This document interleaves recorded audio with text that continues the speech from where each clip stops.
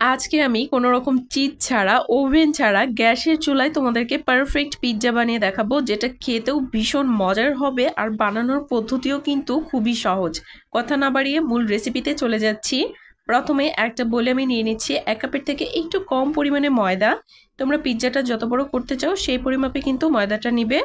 দিয়ে দিলাম এখানে স্বাদ মতো লবণ আর দিয়ে দিলাম প্রায় 2 চা চামচের মতো চিনি। তারপর এখানে দিয়ে দিলাম 1 চা চামচের থেকে একটু কম পরিমাণে ইস্ট। তারপর এখানে উষ্ণ গরম জল দিয়ে একটা সফট ডো তৈরি করে নিব। এই ডোটা কিন্তু রুটি পরোটার ডোর থেকে সামান্য একটু নরম থাকবে। আর এখানে কিন্তু উষ্ণ গরম জলটাই ব্যবহার করতে হবে, জলটা যেন বেশি গরম না হয়, তাহলে কিন্তু ইস্ট আর কাজ করবে না। আর হ্যাঁ, চেষ্টা করবে ডোটাকে একটা উষ্ণ গরম স্থানে 1 ঘন্টার জন্য রেস্টে রাখার জন্য, তাহলে দেখবে ডোটা খুব সুন্দরভাবে ফুলেছে। আর এইদিকে প্যানের মধ্যে আমি প্রায় 2 টেবিল চামচের মতো তেল দিয়েছি আর সঙ্গে প্রায় 2 টেবিল চামচের মতো ময়দা দিয়েছি। মানে তেলের সমপরিমাণ ময়দাটা দিতে হবে। তারপর খুব ভালোভাবে ময়দাটাকে একটু ভেজে নিব। আর এই পর্যায়ে কিন্তু চুলার আঁচটা মিডিয়ামে রাখতে হবে, হাই হিটে কিন্তু রাখা যাবে না। তারপর এখানে ময়দাটা খুব ভালোভাবে ভেজে নেওয়া হয়ে গেলে 1/2 কাপ পরিমাণে দুধ দিয়ে দিব। দুধ দিয়ে নেড়ে চেড়ে খুব ভালোভাবে মিশিয়ে নিতে হবে। আর চুলার আঁচটা এই পর্যায়ে একদম লোতে রাখবো। তারপর এখানে দিয়ে দিতে হবে গোলমরিচ গুঁড়ো 1 চা চামচ, 1 চা চামচ পরিমাণে দিয়ে দিব চিলি ফ্লেক্স আর দিয়ে দিব সামান্য একটু লবণ স্বাদটাকে ব্যালেন্স করার জন্য। খুব ভালোভাবে নেড়ে চেড়ে মিশিয়ে নিতে হবে। তারপরে কিন্তু আমাদের হোয়াইট সস একদম রেডি। তোমরা চাইলে কিন্তু এখানে তেলের পরিবর্তে বাটারটাও দিতে পারো। যাই হোক, এখন আমি চিকেনটা রেডি করে দেখাচ্ছি। দেখো এখানে প্রথমে একটা প্যানের মধ্যে আমি দিয়ে দিয়েছি প্রায় 2 টেবিল চামচের মতো তেল। তারপর দিয়ে দিলাম চিকেন। আর এখানে আদা রসুন মিলে আমি প্রায় 1 চা চামচের মতো দিয়েছি। আর দেখতেই পাচ্ছ চিকেনের পিসগুলোকে কিন্তু আমি একদম ছোট করে কাট করেছি, ভাজতে খুব বেশিক্ষণ সময় লাগবে না। দিয়ে দিলাম স্বাদ মতো লবণ, 1 চা চামচ পরিমাণে দিয়ে দিলাম লঙ্কার গুঁড়ো আর এখানে দিয়ে দিব একটুখানি জিরার গুঁড়ো। তোমরা চাইলে কিন্তু এখানে কাবাব মশলা অ্যাড করতে পারো অথবা তান্দুরি মশলাও অ্যাড করতে পারো। আমি এখানে একটুখানি কাবাব মশলা অ্যাড করব। কাবাব মশলা অ্যাড করলে কিন্তু খেতে ভীষণ ভালো লাগে। আমি এখানে 1/2 চা চামচের মতো কাবাব মশলা দিয়েছি, তোমরা চাইলে কম বা বাড়িয়ে দিতে পারো। খুব ভালোভাবে একটু ভেজে নিতে হবে। আর এখানে তোমাদের হাতের কাছে থাকা যে কোনো সস দিয়ে দিবে। আমি এখানে সামান্য একটু সয়া সস আর দিয়ে দিব সামান্য একটু টমেটো সস। এই সস দুইটা দিয়ে খুব ভালোভাবে নেড়ে চেড়ে আরও একটু ভেজে নিব। আর এখানে কিন্তু মশলাগুলো আমি এক এক করে অ্যাড করছিলাম। আর এদিকে কিন্তু চিকেনটা খুব ভালোভাবে ভাজাও হয়ে গেছে। আর এইদিকে আমাদের ডোটাও কিন্তু একদম রেডি। এখন এখান থেকে রুটিটা বেলে নেওয়ার পালা। তবে হ্যাঁ, ইস্ট দেওয়া রুটি বেলার আগে কিন্তু এই ডোটাকে খুব ভালোভাবে ময়ম করতে হয়, তাহলে কিন্তু পাউরুটি একদম পারফেক্ট হয়। ডোটা যেহেতু অনেক বেশি নরম ছিল, আমি হাতে আরও সামান্য কিছুটা ময়দা নিয়ে খুব ভালোভাবে ডোটাকে ময়ম করে নিচ্ছি। 5 থেকে 6 মিনিটের মতো খুব ভালোভাবে একটু ময়ম করে নিতে হবে।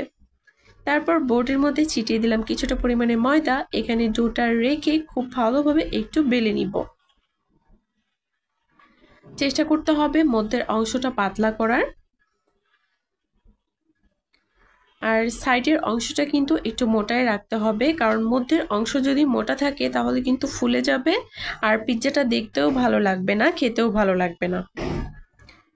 তাই মধ্যের অংশে চেপে চেপে বেলে নিতে হবে। আর এখানে একটা স্টিলের প্লেটের মধ্যে পিৎজাটা আমি বেক করব, তাই স্টিলের প্লেটে আমি সামান্য একটু তেল মাখিয়ে নিয়েছি। তারপর ওপর থেকে রুটিটা দিয়ে আমি খুব ভালোভাবে সেট করে দিব। সাইড থেকে কিন্তু খুব ভালোভাবে ভিডিওতে দেখানো প্রসেস অনুযায়ী এভাবে মুড়িয়ে নিতে হবে, তাহলে পিৎজাটা দেখতে অনেক বেশি সুন্দর লাগবে, একদম হুবহু রেস্টুরেন্টের মতোই লাগবে দেখতে। আর হ্যাঁ, এখানে যে আমি চিজের পরিবর্তে হোয়াইট সস দিচ্ছি, এতে করে কিন্তু খেতে খারাপ লাগবে না। যারা এখনো এভাবে বানাওনি সবাইকে বলবো একবার হলো এভাবে একবার বানিয়ে দেখবে, আশা করছি ভালো লাগবে, কারণ এত বেশি মজার হয়েছে কি বলবো তোমাদেরকে। যাই হোক, এখন কিন্তু মধ্যের অংশে আমি কাঁটা চামচ দিয়ে খুব ভালোভাবে একটু ফুটো করে দিচ্ছি, যেন মধ্যের অংশটা ফুলে না ওঠে আর পিৎজাটা যেন পারফেক্টভাবে বেক হতে পারে। তারপর এখানে আমি দিয়ে দিচ্ছি টমেটো সস। আমি এখানে পিৎজা সসটা রেডি করে নিব। হাতের কাছে যদি পিৎজা সস না থাকে তাহলে এই টিপসটা ফলো করবে।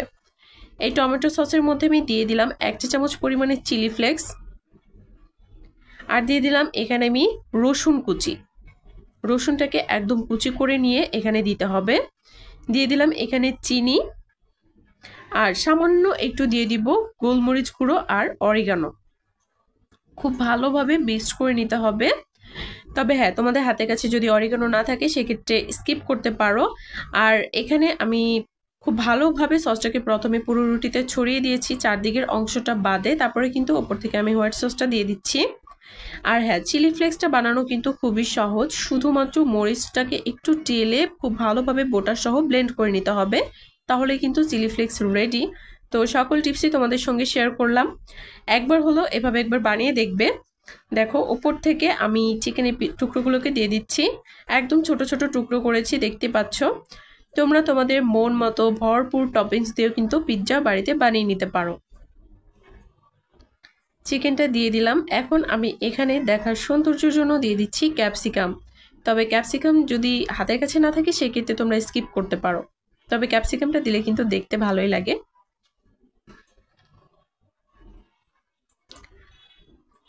পুরোটাই খুব ভালোভাবে আমি ক্যাপসিকামটা দিয়ে দিলাম।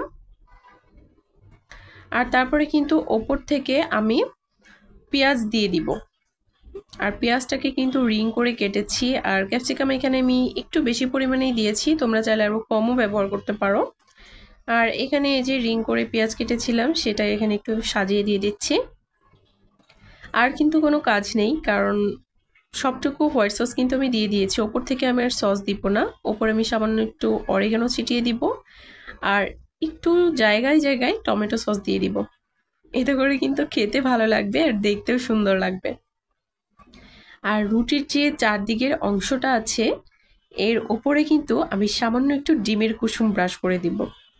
ডিমের কুসুম ব্রাশ করলে কিন্তু গ্যাসের চুলায় বেক করলেও খুব সুন্দর একটা কালার আসে। পাউরুটিতে যেমন ডিমের কুসুম ব্রাশ করা হয় উপরে সুন্দর কালার আনার জন্য, ঠিক তেমনই এখানেও আমি ডিমের কুসুমটাকে চারদিকে একটু ব্রাশ করে দিচ্ছি ফাঁকা জায়গাটায়, খুব সুন্দর একটা কালার আসবে। আর এখানে একটা বেলি প্যানের মধ্যে আমি বসিয়ে নিয়েছি একটা স্ট্যান্ড নিচে, তার ওপরে কিন্তু প্লেটটা দিয়ে দিলাম। এখন এটাকে ঢাকনা দিয়ে ঢেকে বেক করে নিতে হবে 30 মিনিট। আর 30 মিনিট পরে কিন্তু আমাদের পিৎজাটা একদম রেডি। আর হ্যাঁ, চুলার আঁচটা কিন্তু অবশ্যই লোতে রেখেই বেক করতে হবে। এখন তোমাদের সঙ্গে একটু কেটে শেয়ার করছি, বিশ্বাস করো খেতে ভীষণ মজার হয়েছে। তোমরা এখন অনেকেই ভাবতে পারো চিজ ছাড়া পিৎজা খেতে কেমন লাগবে, আসলে এটা খেতে ভীষণ মজার, ভীষণ মজার। আমার কিন্তু চিজের থেকেও এইভাবে বেশি মজার লেগেছে। তোমরা এভাবে একবার ট্রাই করে আমাকে কমেন্ট করে জানাবে কেমন হয়েছে। আমার কাছে খুবই ভালো লেগেছে, একটু কেটে তোমাদের সঙ্গে শেয়ার করছি। খেতে দারুণ দারুণ দারুণ।